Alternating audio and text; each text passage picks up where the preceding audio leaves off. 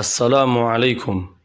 Muuqaalkani waxa uu kow u yahay muuqaallo dhowr ah oo aynu ugu talagalnay in aynu ku dhex mushaaxno caalamka akhriska.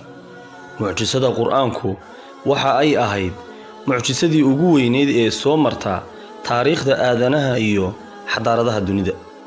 Qaab hadalka Qur'aanku waxa uu awood u yeeshay in uu dadkii joogay ee rumeeyay ka soo qaado nolol jaahiliyad ah oo la isdhaadhicinayo oo uu ka dhigo kuwa iyagu adduunka nalka u shida. Sirta awooddaas wadataana waxa weeye eraygii ugu horreeyay ee soo dega oo ahaa akhri adiga oo la kaashanaya magaca Rabbiga.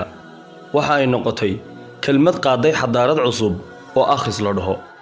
Akhriska waxa qoran iyo waxa aan qornayn ee qalbigu qoraal u bedelayo marka uu si qaaya leh ugu fakaro wax kasta oo ay indhihiisu qabanayaan oo ka mid ah abuurka Ilaahay subxaanahu wa tacaala. Waxa ay culimada caafimaad ku sugeen in aanay maskaxdu sida ay u qabato oo u qaybto waxa ay arkayso aanay u qaybin waxa ay maqlayso.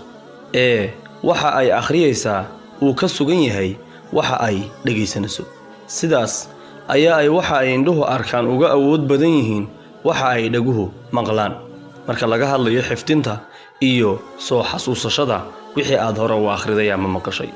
Halka waxaynu ka qaadanaynaa in aanay marna isku si inoo anfacayn laba xogood oo aynu mid akhrinay midna maqalnay ee ay wax badan ina anfacayso xogta aynu akhrinay oo ay iyadu maskaxda ku sii hakanayso muddo dheer. In aynu wax akhrinaa maxaa qiimo ah oo ay nolosheenna inoogu fadhida kana faa'iideyna. Akhrisku waa furaha aqoonta, waayo aayaddii ugu horreysay ee soo degta ayaaba ahayd akhri. Haddii aanu qofku ahayn mid wax akhriyana ma garan kareen ujeedkii loo keenay ifka oo ahaa laba qodob. Kow, in uu Rabbigii caabudo adeeco oo isagu waxa uu amrayo yeelo. Laba, in uu adduunkan camiro oo uu ugu dadaalo habkii aadamuhu adduunkan korkiisa karaamo ugu dhex noolaan lahaayeen. Camiraadaasi waa ay ballaaran tahay oo iyadu waxa ay u baahanaysaa in aynu ka samayno muuqaal gaar ah waanan ka samayn doonaa insha Allah. Akhrisku waa waxa aynu ku baranayno taariikhda ummadihii hore iyo taxanayaashoodii nololeed, waxa ay faleen iyo faafreebkooda. maxaase surmo seegto lahaa.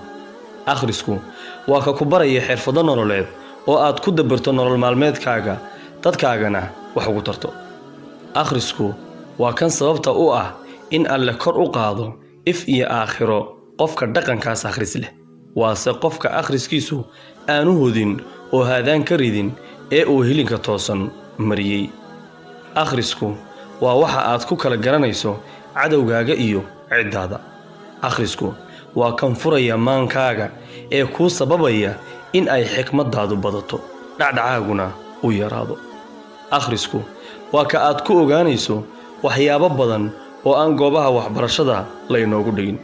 Akhrisku waa weheshiga dhabta ah ee aad ka weheshanayso cidlada, aqoon darrada, kagana faa'iidaysanayso xilliga aad fursadda haysid. Bal ka waran adiga oo la nool dad aan kaa daalayn, dad aan wax kaa sheegayn oo ku xamanayn, dad aan ku sanifayn oo ku karaahsanayn. Dadkaasi waa maanka iyo maskaxdii qoraayada ka tegay xaashadaha aynu akhriyayno ee buugaagta. Akhrisku waa kan keenaya in qofka caadada akhris lahi uu ummadda ka horeeyo 50 sano iyo wax ka badan. Tusaale, Sheekh Mustafa Xaaji Ismaaciil Haaruun waxa uu ka mid yahay dadka Soomaalida ugu akhriska badan uguna saameynta badan hadiiba aanu ahayn qofka Soomaalida ugu saameynta badan. Marka aad dhageysato muxaadarooyinka hadal jeedinta sheekha waxaad isla qacda horeba si toos ah u arkaysaa akhriska aan xadiga lahayn ee uu leeyahay. taa macnaheedu ma aha culimada kale ma akhris badna oo taasi waa masuurtowdo iyo hadal deelqaaf ah oo aan la odhan karin.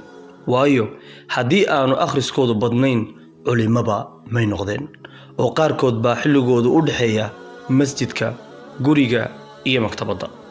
Waxa aan keligii u carabaabay akhriska guud ee aan ku koobnayn fiil kali ah ama qayb ka mid ah aqoonta waa akhriska uu sheekhu leeyahay.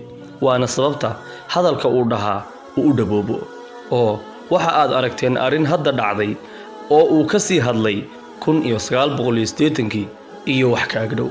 sababtuna wax kale ma aha ee waa diraasaynta badan ee ay keentay akhriska badani.